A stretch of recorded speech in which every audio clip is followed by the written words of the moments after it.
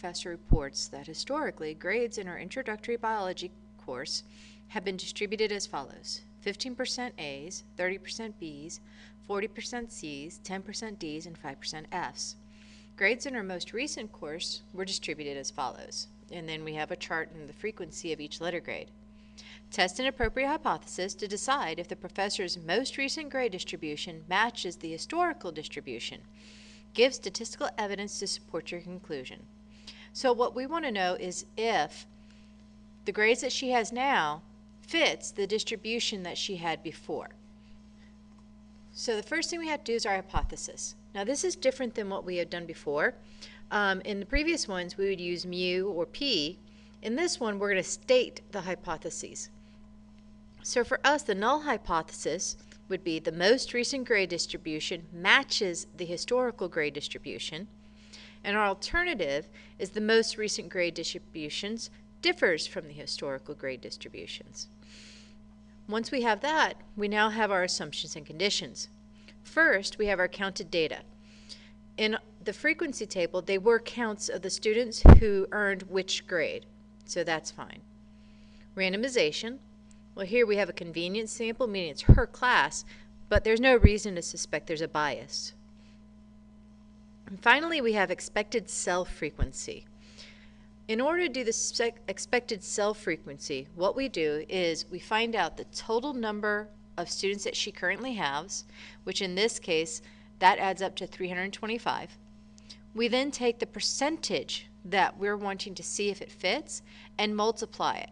So 325 times 0.15, because she had 15% A's, gives me 48.75. I then do that with 325 times 0.3, and I get 97.5, etc. Now, what I want is for all these to be greater than 5. If I have a value that's not greater than 5, then what I can do is readjust my table in order to get that.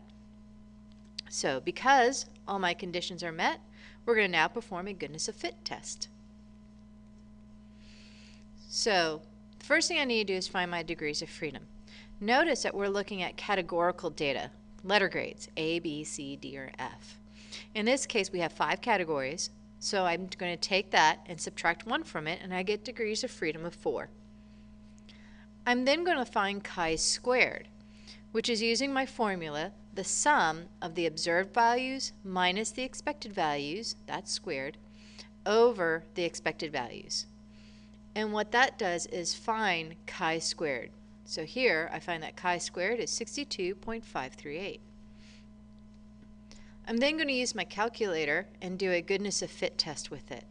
So to find my p-value, I have probability that chi-squared is greater than 62.538 is approximately 0. It's very small. What you're going to see is an exponent with a negative on it, and it's going to be very, very tiny. So in this case, it is approximately 0. So that means using a level of significance of alpha equals 0.05, we reject HO because the p-value is small.